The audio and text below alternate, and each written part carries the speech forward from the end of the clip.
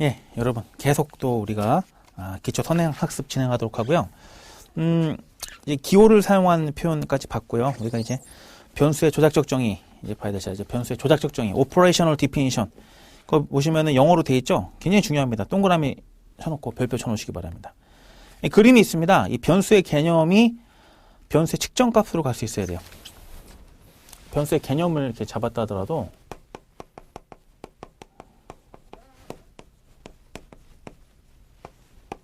이 우리가 조작적 정의를 통해서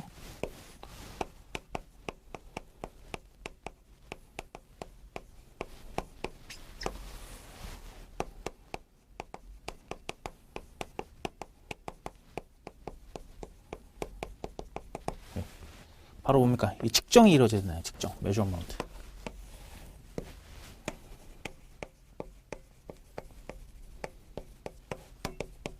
측정이 이루어집니다. 측정. 이 측정을 해야 됩니다. 측정을요. 예. 문제가 있는 거죠. 그죠? 근데 이제 문제는 이제 자연과학이면 어때요? 정밀하게 측정이 되죠. 제가 이제 마이크로그램까지 재는 저울을 봤는데, 이게 바람 한번 영향받으니까, 지나가도 영향받으니까 어떻게 돼요? 유리관을 씌우고 재더라고요. 야, 이거 정밀하게 측정이 가능한데. 근데 우리 사람의 행태를 연구할 때, 살아있는 생명체를 연구하고, 그죠? 또 우리 삶의 습소, 우리 삶의 양식을 막 연구할 때, 그죠? 인간들의 어떤 뭐 문화, 뭐 삶의 여러 방식들, 이런 것들. 어떻게 매저먼트 하죠? 참 쉽지가 않습니다. 거기서 시작되는 거예요. 여기서 굉장히 실제 연구하는 과정에서 어려움이 많이 나타날 수밖에 없는 그런 측면이 있는 거죠. 너무나 굉장히 중요한 겁니다. 조작격정이라는 과정도. 중요합니다. 자, 계속 보시면 변수의 정의는 경험적 연구에서 매우 중요한 역할을 한다. 경험적 연구에서 언급하는 변수의 정의를 변수 정의의 일반적인 개념과 구분하기 위해서 변수의 조작적 정의라는 용어를 사용한다. 조작적 정의는 대부분 연구자에 의해서 정의지어지며 그 다음에 변수가 어떻게 측정되고 있는지를 설명하고 변수에 대한 의미를 부여하는 내용을 가지고 있어야 한다. 자, 여기 줄 쳐놓으시기 바랍니다. 계속. 변수의 개념과 그 변수의 측정감 사이에서 연결고리 역할을 하는 것이 변수의 조작적 정의이다. 예를 들어 볼게요. 영업활동 능력이다. 야, 이거 좀 어렵죠. 영업활동 능력이라는 변수에 대한 조작적 정의는 영업사원이 1년 동안 판매한 제품의 금액으로 정할 수 있다. 또는 영업활동 능력에 대한 조작적 정의를 6개월 동안 판매한 제품의 수라고 정할 수 있다. 이러한 두 가지 조작적 정의 모두 영업활동 능력을 나타내는 같은 개념이지만 변수가 의미하는 내용은 전혀 다르며 두 변수가 취하는 변수값도 서로 다르다. 이와 같이 연구자의 연구 내용에 따라 같은 개념을 가지고 다양한 조작적 정의가 가능하다. 경험적 연구에서는 조작적 정의를 어떻게 정의하느냐가 중요한 문제이므로 이러한 조작적 정의 문제를 해결하지 않는 상황에서는 연구를 더 이상 진행할 수 없게 된다. 따라서 사전에 변수에 대한 명확한 정의가 필요하다. 같은 개념과 같은 이름의 변수를 사용하고 있는 기존의 연구들을 비교하는 경우 서로 다른 조작적 정의로 인하여 전혀 다른 결과를 얻을 수 있다는 사실을 명심하기 바란다. 라고 되어 있죠. 그죠? 맞습니다. 이런 것들이 또 뭐 뒤에 어려움이 계속 나올 텐데 이게 이제 저울로 잴 수 없는 것들을 실제 여기다가 어떤 수치를 부여한다는 과정. 힘든 문제가 되겠죠. 그죠? 근데 일단은요, 제가 예제를 하나 넣어놨습니다. 예제를 하나 넣었는데, 예제를 보시면서, 뭐, 조작적 정의 과정에 대해 가지고 실제 이거 입증하는 과정, 뭐, 측정하는 과정, 그런 과정에서, 더군다나 논문을 쓸 때 이런 과정 프로포자를 우리가 제출한다고 얘기하는데, 그 과정에서 일어날 수 있는 여러 상황들, 한번 이 문제를 통해서 한번 보도록 할게요. 자, 보시면, 자, 아동의 심리적 부정후는 분만 과정에서 겪는 스트레스에 초래된다. 산모의 분만 시간과 생후 1개월간의 신생아의 총 오름 시간 사이에 정적 관계가 밝혀짐으로써 입증되었다. 그럼 이거 여기서 나온 예만 가지고 일단은 여러분들이 한번 딱 정지 버튼을 누르고 이 문제 한번 풀어보시고 그 다음에 눌러서 제 해설을 들으시기 바랍니다. 자, 그러면 여기 보시면은 자, 여기 두 가지를 추론할 수 있어요. 뭐요? 분만 스트레스라는 게 있는데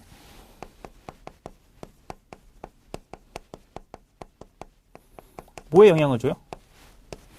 분만 스트레스가 뭐예요? 아동의 심리적 부정에 영향을 준다는 겁니다. 아동의 심리적 부조금. 그러면 우리가 여기서 지금 데이터를 잡아낼 수 있는 거 뭐가 있어요? 어떻게 측정을 할 수 있을까요? 봤더니 데이터가 하나 있습니다. 뭐예요? 보면 쭉 이렇게 하고 정적인 관계가 있는데 산모의 분만 시간과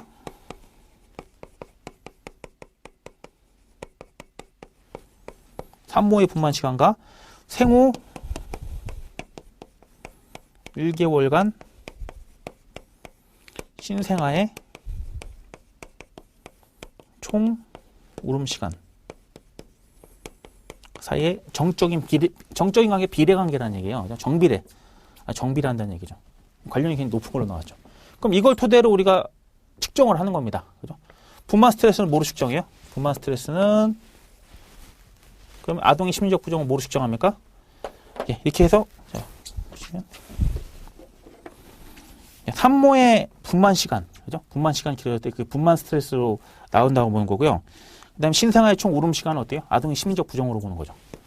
그걸 여기다가 투입하고 얘를 여기다 투입해서 각각 메저먼트 한 거죠. 여기 보면 메저먼트 한 거죠. 뭐 그럴 만도 해요. 어떻게 보면 그죠? 또 더구나 지금 데이터는 이거밖에 없잖아요. 정적인 관계밖에 없는데 산모가 분만 시간이 뭐 굉장히 길어지면은 그 스트레스가 많이 발생할 것이다. 아이도 말이에요. 그 과정에서. 뭐 의학적 지식이 없는 상황에서는 지금 주어진 데이터로 봤을 땐 그럴듯합니다. 그 총 울음 시간 말이야. 아이의 총 울음 시간이 애가 많이 울면은 심리적으로 부적응하다, 부적응했다. 뭐 출산할 때 뭐 그냥 지나가면 그럴듯해요, 그죠? 근데 우리가 어떤 뭐 논문을 쓰고 어떤 뭐 현상을 가지고 그죠? 어떤 사실을 밝혀낸다는 것들은 쉬운 문제가 아니잖아요. 실제 보면은 그래서 보통은 이제 이렇게 해서 프로포즈를 내서 가설을 제출하면은 이에 따라 가지고 내가 만든 이걸 가설이라고 그랬을 때 말이에요. 이 가설에 대해 가지고 이 데이터로 내가 한번 입증해 보겠다. 그럼 이제 논문을 딱 제출한다면 보통 석사 때 3명, 박사 때 5명 들어가죠. 어때요? 아니 그냥 한 명을 아주 그냥 박사를 내는 겁니다. 그죠? 여기서 버텨내면 어떻게 돼요? 그러면 이제 논문이 통과가 되는 거죠. 그럼 이 논문이 나오고 학위를 받게 되는 거겠지 말이죠. 근데 여기서 이제 그러면은 실제 이렇게 해서 교수님들이 굉장히 많은 딴지를 걸겠죠? 근데 딴지공 교수님이 오히려 망신당할 상황이 뭐냐? 그거 골라내는 걸로 보시면 되겠죠. 그죠? 반박하지 못하는 진술. 그러니까 1번에 울음의 양과 심리적 부적응 간에 아무런 관련이 없다. 울음 시간을 가지고 심리적 부적응을 메저먼트 했는데 봤더니 관계가 없는 걸로 나오면 어떻게 됩니까? 그럼 이 가설틀 그냥 기각되는 거죠. 2번입니다. 심리 부적응의 지표가 되는 행동은 생후 3개월까지 나타나지 않는데 1개월간 갖다 측정했어요. 그러면 이거 기각. 3번. 태아 입장에서 신속한 분만이 점진적이고 느린 분만에 비해 더 고통스럽다. 이러면 또 말이 되네요. 예. 분만 시간이 늘어나면은 그 애가 분만 스트레스 받을 거라고 봤는데 그게 아니라 자 이런 거죠. 여러분 예를 들어 보세요. 우리가 굉장히 뜨거운 그죠? 목욕탕 물에 들어갈 때도 천천히 들어가면 괜찮은데 어때요? 갑자기 풍덩 들어가면 화상 입을 수도 있습니다. 그죠? 천천히 들어가면 적응이 되겠지 말이죠. 마찬가지 애도 아기가 제일 편할 때가 엄마 뱃속에 있을 때래요. 근데 이제 엄마 뱃속에서 나와서 뱃속에 딱 나오면 어떻게 됩니까? 드디어 이제 애가 탯줄로 양분 산소 다 공급받다가 우리 귀여운 아기가 폐로 호흡을 하겠죠. 그때 공기가 들어가면서 되게 아프대요, 그게. 애기가 태어나자마자 어때요? 응애 울잖아요. 출산의 고통이라고 그러지 않습니까? 심지어는 그게 신생아들이 막 이유 없이 밤에 깨서 울고 그럴 때 많은 학자들이 그렇게 얘기하더라고요. 뭐냐면 출산의 고통을 꿈을 꾼대요. 그죠? 그래서 꿈 때문에 또 운다고 그러기도 하더라고 말이죠. 자, 이렇게 봤을 때 이런 출산의 고통이라는 것들이 우리 물에도 뜨거운 물도 천천히 들어가면 괜찮듯이 천천히 분만이 이루어진다면 아이 입장에서 스트레스를 덜 받는 거죠. 더 받는 게 아니라죠. 야, 그러면은 오히려 빨리 나오면 어떻게 돼요? 빨리 나오면은 엄마는 편하겠지만 애는 힘든 거죠. 그죠? 애는 어때요? 천천히 나오기를 바랄 수 있다는 얘기죠. 그러면 엄마는 힘들지만 애는 편한 거죠. 자, 어쨌든 이런 어떤 반론이 제기가 된다면 기각되는 거죠. 4번 볼까요? 분만 시작 시각에 대한 산부인과 의사의 판단에 기초해서 분만 시간이 측정되었다. 도대체 여러분 4번의 반론을 통해 가지고 우리가 여기서 뭐 선지한 지점이 있어요? 그러면은 의사가 되지 그러면 산모가 뭐 힘줘 그러면은 스탑워치 누르고 뭐 힘줘 안 하면은 안 누르고 이거는 4번은 오히려 이게 반박하지 못하죠. 4번이 반박하지 못하는 잘못된 거기 때문에 정답이겠죠. 5번 보시면 출산 과정에서 스트레스를 경험한 아이들은 보통 신체적으로 허약하여 상당 기간 동안 울음을 터뜨리지 못한다라고 되죠. 그러면 적어도 어때요? 울음 시간을 가지고 측정한다는 것들이 적합하지 않다는 얘기인 거예요. 아시겠죠? 이렇게 해서 어때요? 우리가 주어진 데이터로 조작 결정을 하지만 이게 쉬운 문제는 아니라는 겁니다. 그러면은 자, 변수정의 모호성을 보면서 이게 얼마나 쉽지 않은 과정인지 한번 다시 저희가 한번 이해를 더 도모해 보도록 할게요. 변수정의의 모호성입니다. 우리가 사용하는 언어 자체는 대부분의 경우 모호성을 가지고 있다.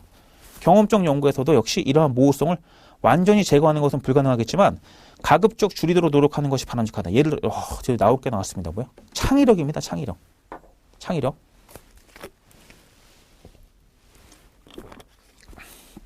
이걸 어떻게 매저먼트해요? 창의력을 어떻게 매저먼트해요? 그죠? 한번 해볼까요? 예를 들어 창의력에 대하여 여러 사람들이 모여서 논의를 한다고 하자. 모든 사람들은 창의력은 좋은 것이며 창의력을 키워주는 것이 바람직하다는 내용에 동의할 것이다.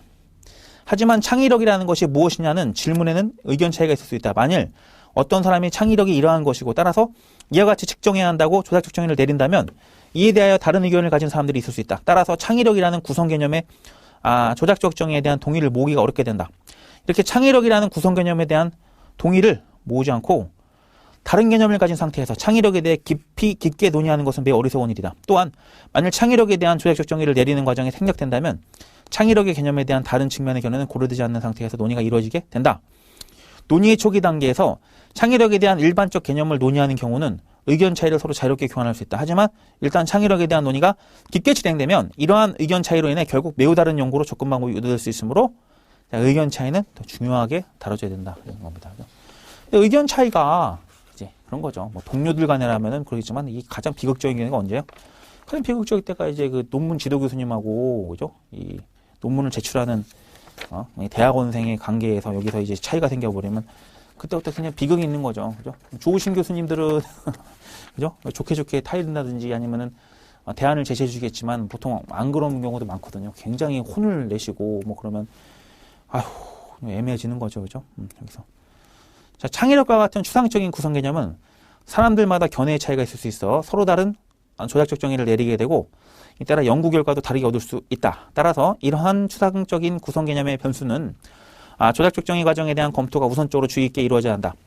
조작적 정의의 주요 목적은 변수에 대한 구성 개념을 측정이 가능한 형태로 바꾸는 것이다. 측정에다 동그라미 별표 확 쳐놓으시고 말이죠. 측정 어디 있습니까? 예전부터 측정. 측정이죠. 측정. 측정해야 됩니다. 측정할 수 없는 건 어떡합니까? 그러니까 아까 먼저 번 시간 말씀드렸다시피 그래서 문제가 생긴 거예요. 그래서 후기행태주의에서 어떻습니까? 이런 식의 어떤 사고체계에 대해서 많은 또 반론을 제기하는 거죠. 질적 분석 방법이라고 또 있잖아요. 여기 그런 부분이라고 보시면 좋아요. 이 과정에서는 많은 제약이 따르므로 다른 연구자들로부터 조작적 정의가 불충분하고 부정확하다는 비판을 받기 쉽다. 하지만 이러한 비판 과정은 새로운 지식을 발견하고 불확실한 개념을 명확하게 하는 과정이기 때문에 경험적 연구에서는 더욱 중요하다. 기존 연구에서 사용한 변수의 조작적 정의를 사용할 것인지에 대한 문제는 연구의 목적과 기존 연구에서 변수를 어떻게 개념화했는지를 고려하여 연구자가 판단해야 한다. 일단 변수에 대한 조작적 정의가 이루어지면 연구 가설을 설정해야 한다. 변수에 대한 조작 정의가 제대로 이루어지지 않은 상태에서 연구 가설 설정은 무의미하게 된다 보시면 됩니다. 맞습니다. 그죠? 그래서 가설을 설정해 놓고 그죠? 그죠? 그다음에 어떻게 됩니까? 조작적 정의가 주어지는 거죠. 지금 같은 경우 이제 많은 반론이 제기된 그런 문제를 볼 수 있는 거고 말이죠. 충분히 이렇게 하면 브레인 조깅이 되셨죠? 이해가 더 잘 되실 거라고 이런 문제 물어보시면요. 여러분들이 이제 계속해서 가설을 제기할 때 계속해서 어떻게 이걸 측정할 건지에 대한 고민에서 나온다 생각하시면 되는 겁니다. 이러다 보니까 여담인데요. 많은 대학원생들이 논문 쓰고 그럴 때, 뭐 아니면 보고서 제출할 때 지금 꼼수를 부려요. 어떻게 하냐면 결국 이거 어떻게 측정하냐에 대한 문제로 기울되기 때문에 문제의식을 가지고 연구 가설을 먼저 설정하고 그 가설 속에서 어떻게 매저먼트 할 건지에 대해서 데이터를 찾는 게 아니라 그렇게 하다 보면은 정말 난관에 봉착할 수 있게 되기 때문에 어떻게 합니까? 그냥 데이터부터 찾아요. 데이터가 충분히 입증될 수 있는 그런 것들인가를 먼저 고려한 다음에 그 다음에 어떻게 됩니까? 가설을 그 뒤에 설정하는 거죠. 이게 뭐 어쩔 수 없는 것 같아요. 어쩔 수 없는 것 같습니다. 그죠? 많은 경우 그렇게 하기 때문에 이거는 뭐 많은 연구자들, 뭐 교수팀들이나 뭐 연구소의 연구원들도 뭐 많이 이렇게 합니다. 그죠? 왜? 그냥 가설 세워놓고 찾았다가 안 나오면 어떡하냐는 거죠. 그 데이터가 또 찾기가 쉬운 게 아니거든요. 그죠? 그런 측면에서 보면은 먼저 데이터의 상관관계부터 먼저 보고 그다음에 어떻게 해야 될까? 그냥 그다음에 가설을 설정하기 때문에 그래서 이제 문제가 많이 생길 수가 있는 거예요. 실제로. 그죠? 여러분들에서 양적 방법과 질적 방법이라는 것들이 동시에 여러분 구사될 수 있다는 것 좀 알아두시고요.